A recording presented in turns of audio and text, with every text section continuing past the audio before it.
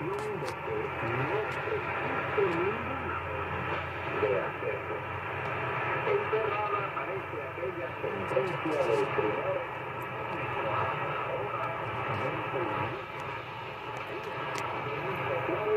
llamado el médico de las Américas, quien afirmó que el derecho ajeno y el primer derecho es el sin comentario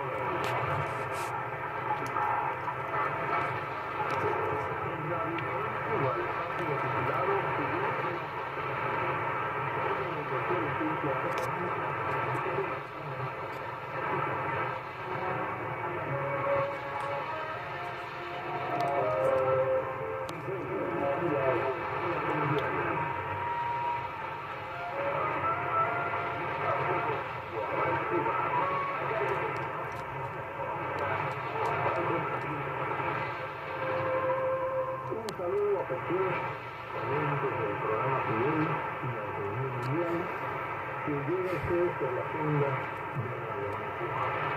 Hablábamos en programas anteriores de gran batalla dirigida por China el área de libre comercio de América propuesta por el gobierno de Estados Unidos. En este momento, a fines de los años 90, recuerdo que Fidel convocó a un grupo de compañeros y le planteó la necesidad de reaccionar inmediatamente contra aquel problema integral.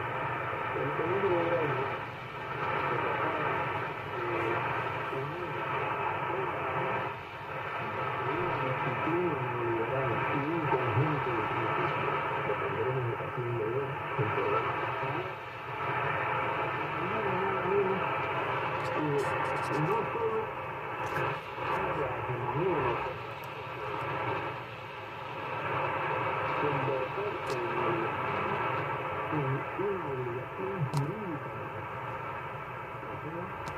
el alumno se convertiría de aprobarse la respuesta simple opción de política en una obligación jurídica de la persona que se verían de esa manera minimizado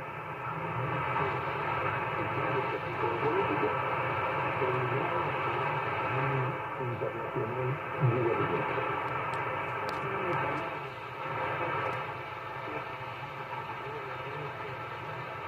El dominio